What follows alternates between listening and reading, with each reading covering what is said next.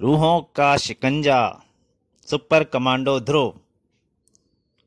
दिन की रोशनी में हम सब जिन चीजों पर हंसते हैं, रात के सन्नाटे में वही चीजें हमारे होशो हवास गुम कर देती हैं। ऐसे ही कुछ दृश्य जब रात के सन्नाटे में नजर आते हैं तो फर्क करना मुश्किल हो जाता है कि हम सपने में जाग रहे हैं या जागते हुए सपना देख रहे हैं। रूहों का शिकंजा।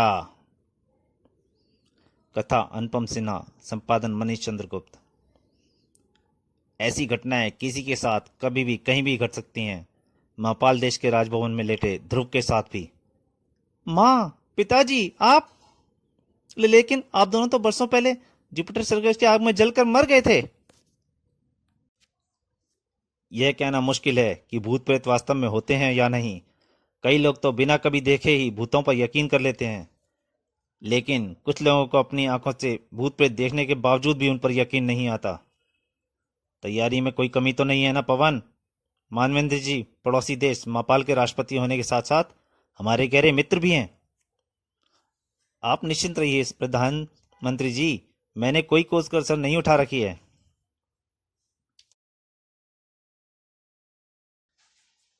विशाल जंबो जेट बड़ी सुगमता से हवाई अड्डे पर उतर आया। दरवान का दरवाजा खुला और मापाल के राष्ट्रपति मानवेंद्र मुस्कुराते हुए बाहर निकले। भारत में आपका स्वागत है माननीय राष्ट्रपति जी। धन्यवाद प्रधानमंत्री जी, मुझे भी भारत आकर। अभी उन्होंने इतना ही कहा था कि अचानक तभी राष्ट्रपति मानवेंद्र जी के नीचे उतरते पैर बुरी तरह लड़खड़ाए और वे सीढ़ियां लुढ़कते चले गए। राष्ट्रपति मानवेंद्र के साथ आए मापाली सेना के जनरल बिलाल और राष्ट्रपति के पर्सनल डॉक्टर थापा तेजी से उनकी तरफ लपके। श्रीमान, मैं देखता हूं। तुरंत ही एयरपोर्ट की एम्बुलेंस घटनास्थल पर आग लगी। चिंता की बात नहीं है, दिन की धड़कन सामान्य है। इनको तुरंत अस्पताल पहुंचाना होगा, एक एक क्षण कीमती है। आप एम्बुलेंस में इनके साथ ही जाइए डॉक्टर थापा। अस्पताल कर्मियों ने एक पल भी नष्ट नहीं किया। चिंता की कोई बात नहीं है सर, डॉक्टर थापा बहुत काबिल डॉक्टर हैं। वे राष्ट्रपति जी के को कुछ भी नहीं होने देंगे। लेकिन एकदम से राष्ट्रपति जी को ऐसा क्या हो गया? सवाल सुनते ही जनरल बिलाल का चेहरा गंभीर हो गया। राष्ट्रपति जी की यह हालत उसी समस्या के कारण है जिसको सुलझाने के लिए वे मदद मांगने आपके पास आए हैं। हम जो भी कर सकते हैं जरूर करेंगे, परंतु समस्या क्या है? आत्माएं। राष्ट्रपति जी के अनुसार उनको उनके भूत प्रेत संबंधियों की आत्माएं तंग करती हैं। वे कई हफ्तों से ठीक तरह से सो नहीं सके हैं। नींद के इंजेक्शन भी उन पर ज्यादा असर नहीं करते। आज भी शायद वे नींद की कमी के कारण बेहोश हो गए थे। उनकी इस हालत के कारण मैं खुद उनका अंगरक्षक बनकर साथ आया हूं। आइए हम भी अस्पताल चलते हैं। और फिर अस्पताल के एकांत में। तो जनरल बिलाल ने तुमको मेरी समस्या के बारे में पहले ही बता दिया है। मैं यहाँ पर राष्ट्रपति नहीं बल्कि एक दोस्त की हैसियत से आया हूँ। मैं अपनी शक्ति भर तुम्हारी हर मदद करूंगा। तुम मुझे पूरी बात विस्तार से बताओ मानवेंद्र। तो सुनो। लगभग 2 महीने पहले की बात है। एक रात जब मैं देर तक कुछ अर्जेंट काम निपटा रहा था, तभी मेरे पीछे से एक आवाज आई। मानू सुनो। मुझे मेरी पत्नी रत्ना के अलावा और कोई इस नाम से नहीं बुलाता। मैं चौंक कर घूमा। मेरे सामने वास्तव में मेरी पत्नी खड़ी थी। और तुम जानते हो कि मेरी पत्नी को मरे हुए साल भर हो चुका है। मेरी जुबान जैसे लकड़ी सी हो गई थी। रत्ना, तुम। वह सिर्फ मुस्कुराई और मुझे अपने पास आने का इशारा करती हुई बालकनी की तरफ बढ़ी। वह बिल्कुल असली लग रही थी। मैं पागलों की तरह उसके पीछे लपका। वह तब तक दरवाजे से निकल चुकी थी। मैं बालकनी पर जब पहुंचा तो जो कुछ मैंने देखा वह मुझे पागल बना देने के लिए काफी था। रत्ना धीरे धीरे हवा पर चलती हुई मुझसे दूर जा रही थी। उसकी आकृति भी ना जाने क्यों धुंधली पड़ती जा रही थी। मेरा सिर चकराने लगा। लड़खड़ाते कदमों से मैं कमरे में आने के लिए वापस मुड़ा और डर के मारे मेरे पैर जड़ हो गए। कमरे में मेरी कुर्सी पर बैठे हुए बरसों पहले मर चुके मेरे पिता मुझे अपने पास आने का इशारा कर रहे थे। मेरा पहले से चकराता सिर और ज्यादा चकराने लगा। उसके बाद क्या हुआ मुझे याद नहीं। जब मुझे होश आया तो मेरा बदन बुखार से तप रहा था। मेरा पर्सनल डॉक्टर डॉक्टर थापा की काबिल देखरेख में जल्दी ही ठीक हो गया। लेकिन इसके बाद यह लगभग रोज का वाकया हो गया। मेरे अंगरक्षक मेरे कक्ष में ही सोने लगे। पूरी नींद न मिल पाने के कारण मेरी दिमागी हालत भी डामाडोल होने लगी। मैं चिड़चिड़ा हो गया। लेकिन आश्चर्य की बात यह है कि वे आकृतियां उनको नहीं दिखाई पड़ती थीं। पूरे देश में तो यह अफवाह फैली है कि मैं पागल हो गया हूं। भोपाल में स्थिति विस्फोटक है। किसी वक्त देश में संवैधानिक संकट उत्पन्न हो सकता है। अब तक तो जनरल बिलाल ने सेना की मदद से स्थिति संभाली हुई है, लेकिन क्रांति का बिगुल कभी भी बच सकता है। समझा। अब तुम यह बताओ कि इसमें तुम्हारी क्या मदद कर सकता हूं। भूत प्रेतों पर मुझे यकीन नहीं है। मुझे पूरा विश्वास है कि यह सब मेरे खिलाफ रचे गए किसी षड्यंत्र का एक हिस्सा है। मुझे एक ऐसे व्यक्ति चाहिए जो षड्यंत्रकारियों को बेनकाब करके मेरे देश को इस दलदल से निकाल सके। लगता है तुम ऐसे किसी खास आदमी के बारे में पहले से ही सोच कर आए हो। कौन है वह सुपरमैन? वही one man army super commando Dhruv, जिसने अभी हाल में ही हिमालय पर दुश्मन सेना का अकेले ही सफाया कर दिया था। मैं भी ध्रुव के बारे में ही सोच रहा था। वह ऐसे कामों के लिए बिल्कुल उपयुक्त व्यक्ति है। मेरे ख्याल से मेरा कहना वह कभी नहीं टालेगा। मैं उसको अभी बुलवाता हूँ। और ध्रुव ने अपने प्रधानमंत्री जी का कहना नहीं टाला। भारत की यात्रा के बाद जब राष्ट्रपति मानवेंद्र मापाल पहुंचे तो ध्रुव उनके साथ था। आओ ध्रुव, यह राजभवन है, यानी मापाल का राष्ट्रपति भवन। ऊपर की मंजिल पर दाहिनी तरफ हमारा निवास स्थान है। बहुत ही सुंदर है राजभवन। आओ अब अंदर चलें। यह गेस्ट क्वार्टर है। तुम यहाँ नहा धोकर तैयार हो लो। बाकी बातें हम डिनर पर करेंगे। जैसी आपकी आज्ञा, जैसी आपकी इच्छा श्रीमान। रात को डिनर के बाद जब ध्रुव और राष्ट्रपति अकेले रह गए तब, श्रीमान, आपने इस काम के लिए भारत से सहायता क्यों मांगी? यह काम तो आपकी खुफिया एजेंसी भी कर सकती थी।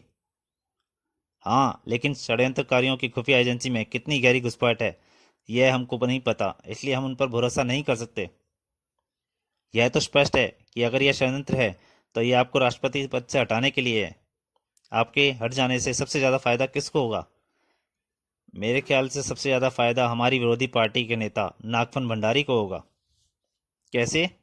देखो, अगले चुनाव कुछ ही महीनों में होने वाले हैं। अगर जनता को शक हो गया कि मेरा दिमाग खराब हो गया है तो मेरी पार्टी चुनाव हार जाएगी और हमारी प्रमुख विरोधी पार्टी चुनाव आसानी से जीत जाएगी और नागफन भंडारी उस पार्टी का अध्यक्ष होने के कारण राष्ट्रपति बन जाएगा। तो अब हमारा पहला काम, ध्रुव ने अभी इतना ही कहा था, परंतु तभी राष्ट्रपति चीख उठे, मानू! एक सद आवाज पीछे से उभरी। राष्ट्रपति की आवाज सुनते ही पूरी तरह भयभीत उठे। वही है मेरी पत्नी। देखो ध्रुव, मान देखो। आओ मानू, मेरे पास आ जाओ। आवाज तो मैं भी सुन रहा हूं पर कोई दिखाई नहीं पड़ रहा है। दिखाई पड़ तो रही है, देखो, वह उस गोल टेबल के पास खड़ी है। देखो देखो। कहाँ है श्रीमान?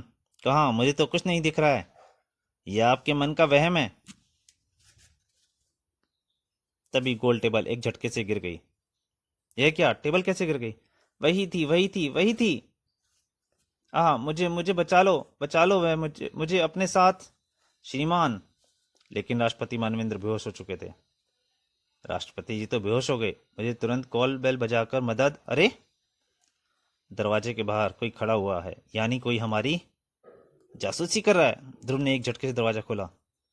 वह भाग रहा है। लगता है उसी ने मेरे आने की हर सुन ली है। रुक जाओ वरना। उस व्यक्ति ने पल भर के लिए पीछे मुड़कर देखा और उसके हाथ की ट्रे से दूध से भरे 2 गिलास नीचे आ गिरे।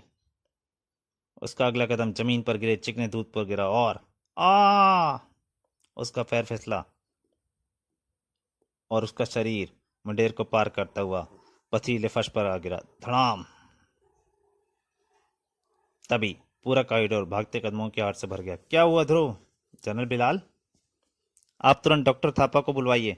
राष्ट्रपति जी अपने कक्ष में बेहोश पड़े हैं। उनको फिर से आत्माएं दिखाई पड़ी थी। सिपाही, डॉक्टर थापा को नीचे से तुरंत बुलाकर लाओ। जो आ गया सर। नीचे से? क्या डॉक्टर थापा यहीं राजभवन में रहते हैं? हाँ, जब से राष्ट्रपति जी की तबीयत खराब हुई है तब से उन्होंने राष्ट्रपति जी के नजदीक रहना ही तय किया है। पर अभी चीखा कौन था? वह। माई गॉड, यह तो मनसुख है। राष्ट्रपति जी का निजी सचिव, लेकिन यह गिरा कैसे? यह शायद हम पर जासूसी कर रहा था। जब मैं बाहर आया तो यह मुझे देखकर भागा। इसके हाथ में दूध के 2 गिलास थे, वे इसके हाथ से टूट गए और यह उसी दूध पर फिसलकर नीचे जा गिरा। ओह, लेकिन यह तो इनका रोज का नियम था। राष्ट्रपति जी को यह रोज दूध देने आता था और फिर उनकी इजाजत लेकर अपने घर जाता था। वे डर कर भागा तो जरूर होगा, लेकिन तुमको देखकर नहीं, बल्कि कुछ और देखकर। आपका मतलब है कि आत्माएं देखकर? ओ, आइए राष्ट्रपति जी को देखने चलते हैं। राष्ट्रपति जी, अब कैसे हैं आप? डॉक्टर थापा? ठीक है, मैंने उनको नींद की इंजेक्शन दे दिया है। अब मेरे ख्याल से आप लोगों को उन्हें आराम करने देना चाहिए। तभी ध्रुव की नजरें कमरे में गिरी, गोल टेबल पड़ी और वह चौंक उठा। यह क्या है जनरल? यह तो ओह, यह एक विशेष प्रकार का धागा है। इसे जादू टोनों में इस्तेमाल किया जाता है। कहते हैं कि यह आत्माओं को भी बांध सकता है। आई सी। आइए जनरल, हमें अब राष्ट्रपति जी के आराम करने देना चाहिए। ठीक है ना डॉक्टर थापा? बिल्कुल ठीक, मैं अभी यहीं ठहरता हूँ। ध्रुव जनरल बिलाल के साथ बाहर निकल आया। यह विरोधी पार्टी का अध्यक्ष नागफन भंडारी कैसा आदमी है जनरल? वैसे तो ठीक ही है, लेकिन अपना मतलब साधने के लिए किसी भी हद तक गिर सकता है। उसके बारे में ज़्यादा नहीं जानता। जो कुछ बहुत थोड़ा बहुत है डॉक्टर थापा मुझे बताते रहते हैं, बस उतना ही पता है। डॉक्टर थापा उसको के बारे में कैसे जानते हैं? क्योंकि डॉक्टर थापा नागफन भंडारी के भी पर्सनल डॉक्टर रह चुके हैं। ओह, अब धागे की डोर आपस में मिल रहे हैं। यह तुम्हारा बेडरूम है ध्रुव, अब तुम भी थोड़ा सा आराम कर लो। मैं तो आजकल रात भर राजभवन पर खुद ही ड्यूटी दे रहा हूँ। यह तुमने किसकी फोटो लगा रखी है ध्रुव? मेरे माता पिता राधा और श्याम की। अब वे इस दुनिया में नहीं हैं। ओह, आई एम सॉरी, लेकिन तुम तो आईजी राजन के बेटे हो ना, फिर ये तुम्हारे माता पिता कैसे हुए? आईजी राजन ने मुझे गोद लिया है, लेकिन वे किसी भी हालत में मेरे असली पिता से कम नहीं है। ओह, यह मुझे पता नहीं था। अच्छा, good night Dhruv. Good night general. General Bilal तो चले गए, लेकिन नींद ध्रुव की कोसों दूर थी। राष्ट्रपति जी को और अपनी पत्नी की आत्मा दिखाई पड़ी तो मुझे क्यों नहीं दिखी? उनका कुछ दिखा तो जरूर था उनको, क्योंकि आवाज मैंने भी सुनी थी। और वह गोल टेबल कैसे गिर गई? राष्ट्रपति जी का सच्चे मानसून अगर जिंदा रहता तो शायद काफी कुछ पता चल सकता था, लेकिन कम से कम एक बात तो पता चली कि डॉक्टर थापा राष्ट्रपति जी के दुश्मन नागफन भंडारी के पुराने दोस्त हैं। यह भी तो हो सकता है कि डॉक्टर थापा नागफन भंडारी के इशारे पर राष्ट्रपति जी को कुछ ऐसी नशीली दवाएं दे रहा हूं जिससे उनकी दिमागी हालत बिगड़ती जा रही हो। कल इस नागफन भंडारी से मिलना ही पड़ेगा। तो दोस्तों, ये कॉमिक यहीं तक। इसके अगले भाग में जल्दी आपके सामने हाजिर होऊंगा। बस मेरी आपसे यही प्रार्थना है, अगर वीडियो अच्छी लगे तो प्लीज़ ज़रूर शेयर कीजिए और हो सके तो लाइक कीजिए। धन्यवाद।